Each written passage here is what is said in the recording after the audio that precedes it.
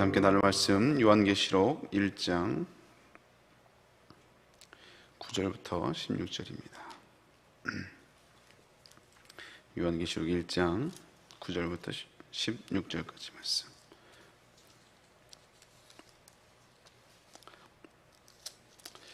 제가 성경으로 399페이지에 있습니다. 우리 함께 말씀 9절부터 16절까지 같이 한번 말씀 읽습니다. 시작. 나 요한은 너희 형제요 예수의 혼란과 나라와 천문고에 동참하는 자라. 하나님의 말씀과 예수를 증언하였으므로 말미암아 반모라는 섬에 있었더니 주의 날에 내가 성령에 감동되어 내 뒤에 나는 나팔 소리 같은 큰 음성을 들으니 이르되 내가 보는 것은 두루마리에 서서 에베소, 서머나, 버가모, 두아디라, 사대, 빌라델비아, 라오디게아 등 7교회에 보내기라 하시기로 몸을 돌이켜 나에게 말하는 음성을 알아보려고 돌이킬 때 7 금촛대를 보았는데 촛대 사이가 인자 같은 이가 발에 끌린 옷을 입고 가슴에 금띠를 띠고 그의 머리와 털의 희기가 흰 양털 같고 눈 같으며 그의 눈은 불꽃 같고 그의 발은 풀무불에 단련한 빛난 주석 같고 그의 음성은 많은 물소리와 같으며 그의 오른손에 7별이 있고 그의 입에서 좌우에 날성검이 나오고 그 얼굴은 해가 힘있게 비치는 것 같더라. 아멘. 계시록 7교회가 주는 교훈이라는 제목으로 우리 요한계시록 7교회 시리즈 마지막 8번째 말씀 함께 은혜를 나눕니다. 제가 2주간 그 코로나에 걸려서 자가격리라고 제가 새벽 예배를 제가 못했는데 한 2주 전, 3주 전이죠. 3주 전까지 우리는 요한계시록에 기록된 그 요한에게 임했던 그 환상을 통해서 본 7교회를 향한 주님의 그 계시를 우리가 살펴보았습니다.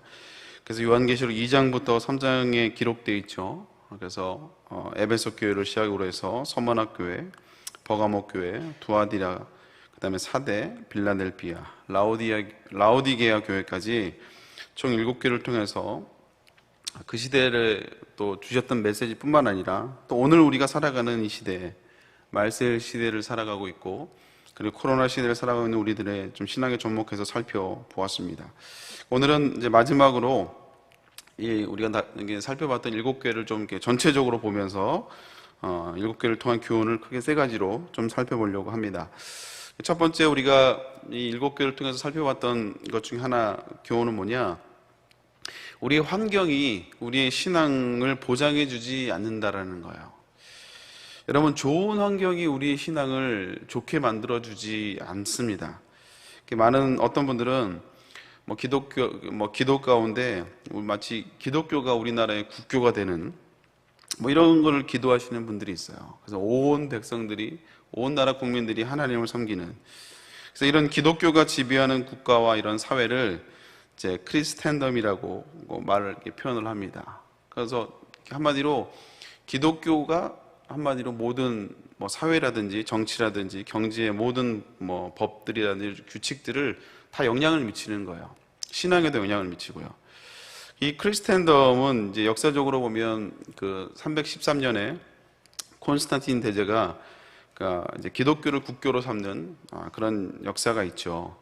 물론 이것으로 인해서 굉장한 기쁨은 있었습니다. 왜냐하면 그 전까지는 예수님을 믿음이 핍박의 대상이었고 그것으로 인해서 목숨까지도 보장할 수가 없었는데 이 콘스탄틴 대제가 나와서 이제 기독교를 이제 국교로 딱 선포를 하니까 그 당시는 엄청난 기쁨이 있었죠.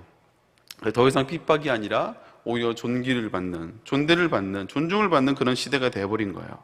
그리고 모든 제도와 법들이 다 기독교 중심으로 다 변하게 되었죠. 우리가 봤을 때는 참 이상적이고 진짜 하나님의 나라가 확장되는 것 같은 정말 이런 이런 정말 한마디로 천지가 개벽하는 정말 이런 역사적인 사건들도 있었습니다. 그러나 그 당시에는 물론 그것이 축복인 것 같고 그 당시에는 그것이 우리의 신앙이 더 이상 핍박이 아니라 우리가 승리했다라고 표현할 수 있겠지만 역사적으로 시간을 두고 봤을 때는요, 결국 오히려 그것이 이 크리스텐덤이 오히려 더 많은 기독교의 타락을 일으키게 되었던 것을 우리가 살펴볼 수가 있어요. 우리가 너무 국가로 너무 크게 생각했다면 우리의 삶의 문제로 좀 좁혀서 다시 좀 설명해 보려고 합니다. 우리는 어떤 문제만 해결이 되면, 아니면 어떤 어려움이 이것만 해결이 되면, 그러면 내가 더 하나님을 잘 섬길 것 같고, 그리고 더 내가 하나님께 헌신할 수 있을 것 같고, 내가 더 하나님을 사랑할 수 있을 거라고 생각을 해요. 그래서 내 삶에 어떤 문제가 나를 붙잡고 있다고, 또 아니면 내 삶 가운데 어떤 불우한 문제라든지 어려움들이 이게 내 발목을 잡는다고 생각을 합니다. 그래서 이것만 해결되면, 그러면 내가 하나님을 더 잘 섬길 거라고 이렇게 이야기를 해요. 근데 물론 이제 그게 해결되면, 당장에 이 큰 이슈가 잘 해결되고 오랫동안 나를 괴롭혀왔던 문제가 잘 해결되면, 그러면 잠깐은 잘해요. 잠깐은. 그래서 그래서 그 하나님이 해결해 주신, 복을 주신 그 축복과 형통함을 가지고 이제 하나님을 더 잘 섬겨야 되는데, 시간이 지나가 보면 오히려 더 하나님을 멀게 하는 계기가 되고요. 그리고 오히려 이게 자칫 교만함으로 이렇게 귀결되는 것을 보게 됩니다. 이게 참 안타까운 일이죠. 나는 안 그럴 것 같은데, 그렇죠? 하나님 나를 보고 주시면 나는 절대 안 그럴 것 같은데. 그런 분들이 100%입니다. 100%예요. 그래서 예전에는 문제가 있을 때 그것으로 인해서 기도했는데, 그 문제가 해결되고 나면 처음에 내가 하나님께 했던 그 헌신과 열정들이 점점점 식어지는 걸 보게 돼요. 그래서 우리가 초대교회 7교회 통해서 살펴봤듯이요, 신앙생활하는 데 있어서 박해도 없었고, 상대적으로 박해도 없었고, 그리고 살기에도 너무 좋았고 부유했던, 특별히 라오디게아 교회 같은 경우는요, 그 주님이 그들을 바라보면서 주님이 토해버리고 싶을 정도로, 내가 너를 토해버리고 싶다 이거야. 차라리 뜨겁든지 차갑든지 하라 이거죠. 오히려 핍박도 없고 살기도 너무 좋아하고 부유했던, 고난이 없었던 이 라오디게 교회인데, 오히려 주님은 그들을 향해서 야, 내가 너를 토해버리고 싶다라고 표현할 정도로 이거 책망하는 걸 보게 돼요. 그러나 그 7교회 가운데 책망이 없이 칭찬만 있는 교회가 딱 2교회였습니다. 바로 빌라델비아 교회와 서머나 교회. 근데 이 교회의 특징은요, 극도로 핍박이 심했던 교회였어요. 특별히 서머나 교회는 정말 서머나 교회 감독이던 이 폴리갑이 순교를 당했는데, 그 순교를 당한 게 12번째 순교자일 정도로, 그 전에 11명이 순교를 했다는 거예요. 12명의 순교자가 이 폴리갑 감독일 정도로 정말 그렇게 고난과 핍박이 있었지만, 그들을 바라봤을 때 주님은 너무나 그들의 신앙이 아름다웠던 거예요. 그래서 계시록 2장 9절에 보면, 내가 내 환난과 궁핍을 알거니와 실상은 내가 부요한 자라. 핍박과 환난이 있지만 그러나 실상은 너희가 부요한 자라 라고 주님이 이 서머나 교회를 칭찬하는 걸 보게 돼요. 우리는 이런 착각들이 있습니다. 내 삶에 이런 어떤 어려움이 그것 때문에 내 신앙생활에 방해가 된다고 이렇게 생각을 해요. 내가 뭐가 부족해서, 뭐가 풀리지 않아서, 남들에게는 없는 고난인데 나에게만 있는 그 상처와 아픔이 내 신앙생활에 방해가 된다고 생각해요. 그러나 절대 그렇지 않습니다. 가만히 보면요, 오히려 그 아픔 때문에 내가 주님을 만나요. 그 어려움 때문에, 그 어려움으로 말미암아 예전에는 그냥 괜찮은 크리스찬으로 살았는데, 근데 그 풀리지 않는 그 문제로 말미암아 내가 진짜 예수님을 내가 만나는 거예요. 진짜 은혜를 경험하는 거예요. 그리고 그 문제 때문에 우리가 이제 기도하는 사람이 되는 거죠. 이 새벽에 누가 기도하러 나오겠습니까? 근데 그래서 그 고난 때문에 내가 하나님을 의지했다면 오히려 그 고난을 기뻐하고 감사해야 될 줄로 믿습니다. 그리고 오히려 그것을 자랑해야 돼요. 왜? 그것으로 말미암아 내가 예수님을 만났기 때문에 그래요. 그래서 가끔씩 다 그런 건 아니지만요, 참 그렇게 열심히 헌신하고 충성함에도 불구하고 쉽게 풀리지 않는 사람들이 있어요. 진짜 안 풀린다. 진짜 안 풀린다. 근데 어제도 잠깐 이제 서울 이제 담임 목사님 신방한 명예박사 받고 또 이제 신방하고 이제 오면서 이제 전사님이랑 같이 얘기했던 건데, 다 괜찮은데 잘 안 풀리는 거예요. 잘 안 풀려. 근데 자녀를 보니까 하나님이 참 그분의 삶은 잘 안 풀리는데 하나님이 자녀를 통해서 열매를 이렇게 다 주셨다고. 그게 끝까지 포기하지 않고 힘들지만 정말 때로는 우울증에 걸려서 정말 막 죽고 싶을 정도로 그렇게 힘들었음에도 불구하고 끝까지 사명을 붙들고 그렇게 감당하는 모습을 보면서 근데 하나님이 자녀들에게 이렇게 열매를 주시더라. 뭐 그런 간증을 같이 나눴는데요. 우리 삶 가운데 이게 끝까지 내 문제가 풀리지 않는 사람이 있습니다. 근데 하나님이 그 기도를 통해서 하나님이 다른 것으로 하나님이 열매를 주시더라고요. 그러니까 풀리지 않는 걸 보지 마시고 내 삶 가운데 하나님이 맺혀주신 그 열매들을 자꾸 바라보는 거예요. 근데 우리는 내가 원하는 게 이게 풀려야지만 하나님의 응답이라고 생각하지만 하나님은 계속 그걸 가지고 가실 때가 있습니다. 왜? 그게 풀려버리면 기도하지 않기 때문에, 하나님 앞에 엎드리지 않기 때문에 하나님이 그냥 끝까지 가고 마지막에 풀어주는 것들을 보게 된다는 거죠. 그래서 이런 환경이 우리의 신앙에 영향을 주지 않는다는 거예요. 그것 때문에 우리의 신앙이 문제가 생기는 게 아니고요.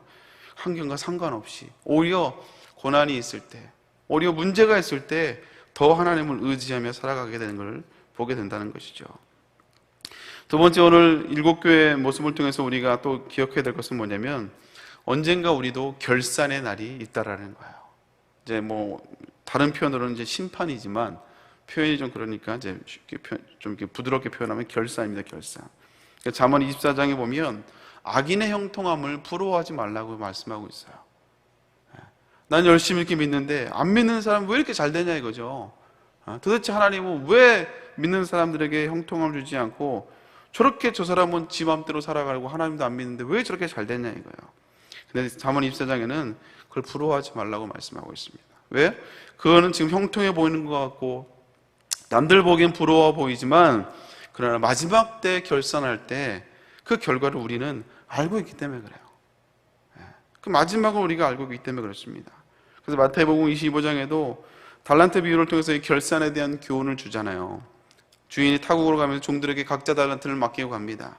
그리고 다시 돌아와서 나중에 결산을 하잖아요. 그래서 열심히 했던 2달란트와 5달란트 받은 자는 충성하였으니까, 작은 일에 충성했기 때문에 너희가 주인의 기쁨에 참여할 거다, 칭찬을 받지만 마지막 땅에 묻었던 1달란트 받은 사람은 결국 하나님 주인 앞에 책망을 받는 걸 보게 됩니다. 결산이 있다라는 거예요. 이 초대교회 7교회도 마찬가지입니다. 계시록 2장 3장에 나오는 그 교회를 향한 메시지들이 다 그 교회를 결산하는 거예요. 너희들의 신앙의 모습이 어떤지, 하나님을 향한 너희들의 믿음의 태도들이 어떤지 다 결산하는 내용입니다. 그래서 어떤 교회는 칭찬도 듣고, 또 어떤 교회는 책망도 듣고, 또 어떤 교회는 책망 없이 정말 칭찬만 있는 교회도 있었고요. 어떤 교회는 칭찬 하나도 없이 책망만 듣는 교회가 있었다라는 거예요.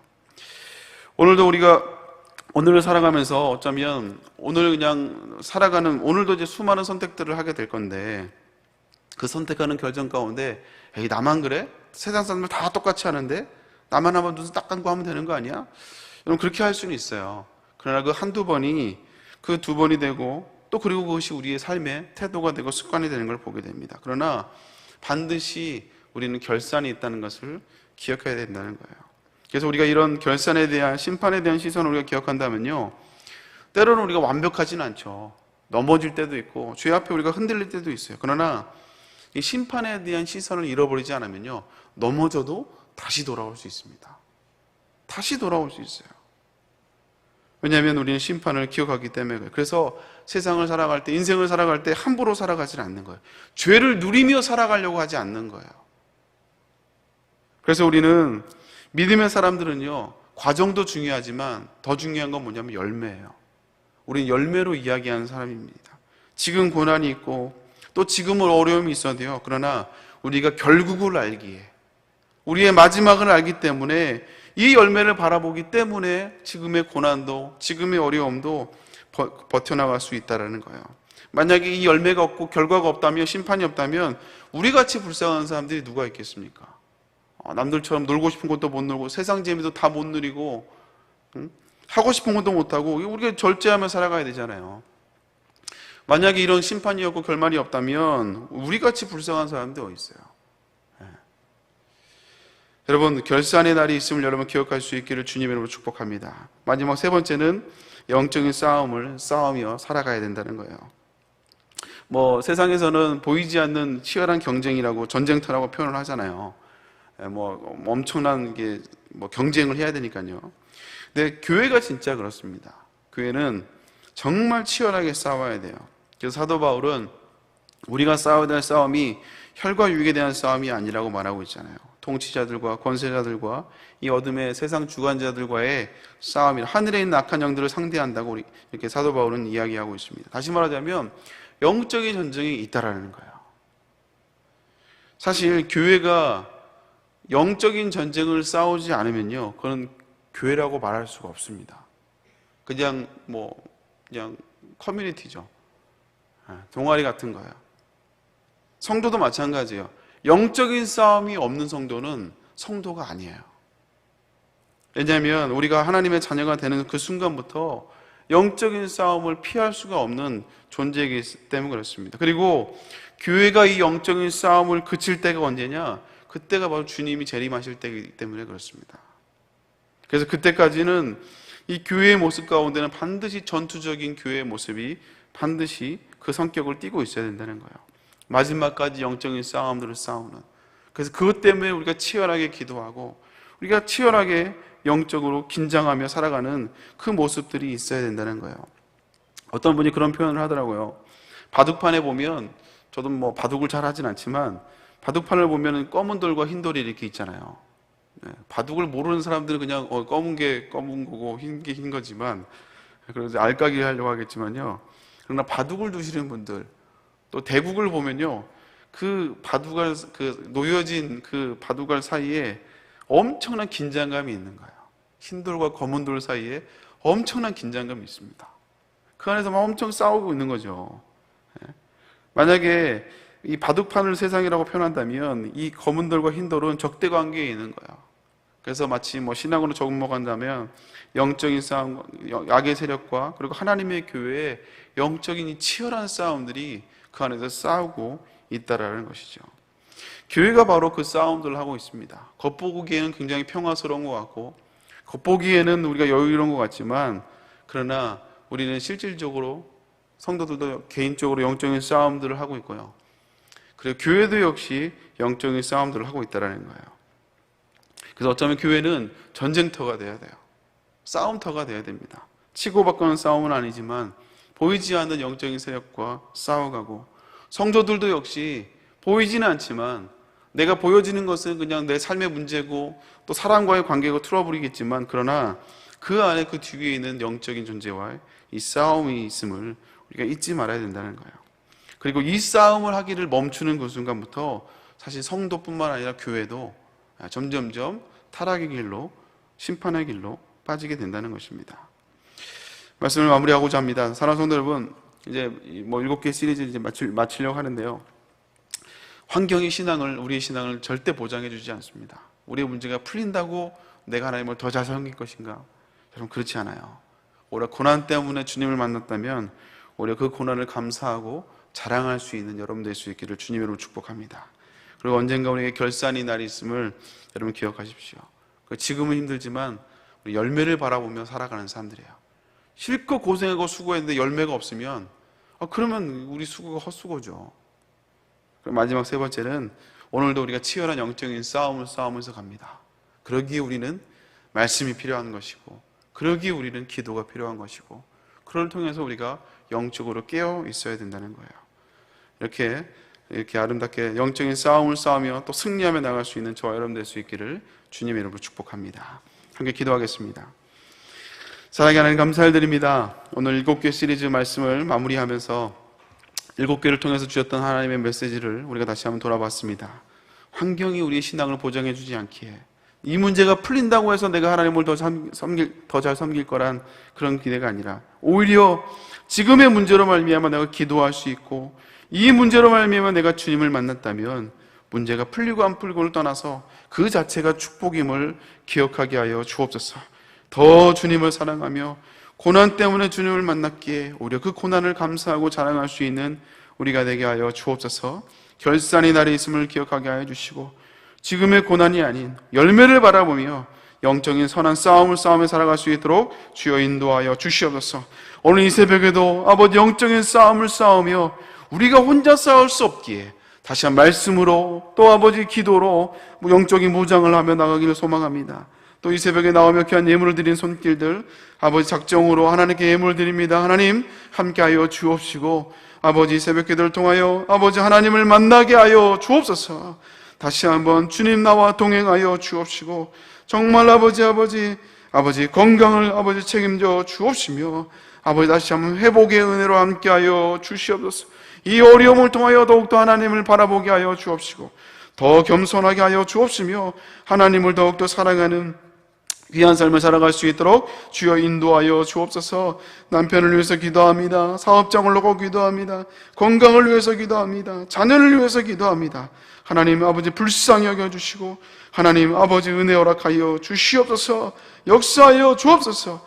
아버지 특별히 작정하며 주 앞에 드려지는 아버지 많은 기도 제목들 하나님 함께하여 주옵시고 이 기도를 통하여 무엇보다 하나님을 더욱더 뜨겁게 만나게 하여 주옵시고 또 아버지 기도의 열매로 하나님께 영광 돌리는 귀한 우리 성도들 될 수 있도록 주여 인도하여 주옵소서. 아버지 귀한 딸의 아버지 간절한 기도의 제목을 주님께서 기억하여 주옵시고 담임 목사님께서 기도하며 아버지의 엄마 아빠를 위해서 기도하는 귀한 기도의 제목 가운데 하나님의 기름을 부어주시고 하나님 응답하여 주시옵소서. 역사하여 주옵소서. 감사합니다. 귀한 담임 목사님 오늘도 영적인 전쟁을 싸우며 한국교회를 아버지 짊어져가며 수많은 영적인 전쟁 가운데 선봉에 서서 사명을 감당하시는 목사님 특별히 건강을 붙잡아 주옵시고 아버지 영적인 전쟁 가운데 반드시 승리하게 하여 주옵시고 이 일에 우리 성도들이 함께 동역하며 기도하고 있기에 반드시 승리할 수 있도록 주여 영광을 받아 주시옵소서. 오늘 철야 예배 가운데도 주님이 함께하여 주옵시고 말씀을 통해 다시 한번 우리가 영적으로 무장되는 귀한 아버지 예배 시간이 될 수 있도록 주여 인도하여 주옵소서. 감사드리며 함께 하실 걸 믿사하고 예수님의 이름으로 기도 올리옵나이다.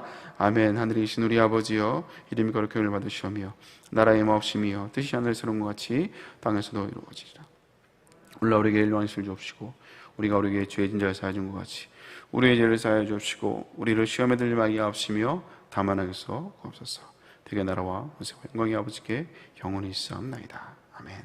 우리 함께 기도할 때 먼저 담임 목사님께서 기도해 주시길 바랍니다. 영육간의 강건함을 위해서 오늘 철야 예배 말씀을 놓고 기도해 주시고요. 오늘 말씀을 기억하면서 다시 한번 오늘 나에게 주신 말씀을 기억하고 다시 한번 믿음의 결단과 고백들을 하는 시간이 되었으면 좋겠습니다. 그리고 여러분의 각자 기도 제목을 놓고 기도하고 돌아갑니다. 주여 세 번째 기도합니다. 주여 주여 주여. 하나님 감사합니다.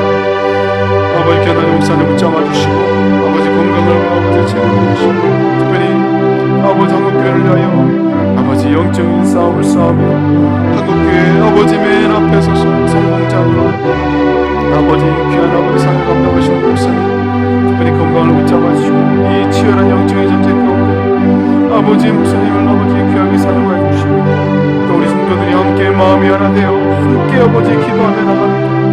반드시 영적인 전쟁 가운데 사단이 하나 되지 못하게 어떻게든 아버지 어떤 수단과 방법을 동원해서 방해할 텐데 그러나 아버지 영적인 전쟁 가운데 반드시 승리하게 하여 주시고 우리가 함께 기도하며 아버지 지혜를 주시고 동역자를 붙여주시고 반드시 하나님의 때 하나님의 방법으로 승리할 수 있도록 주여 인도하여 주시옵소서.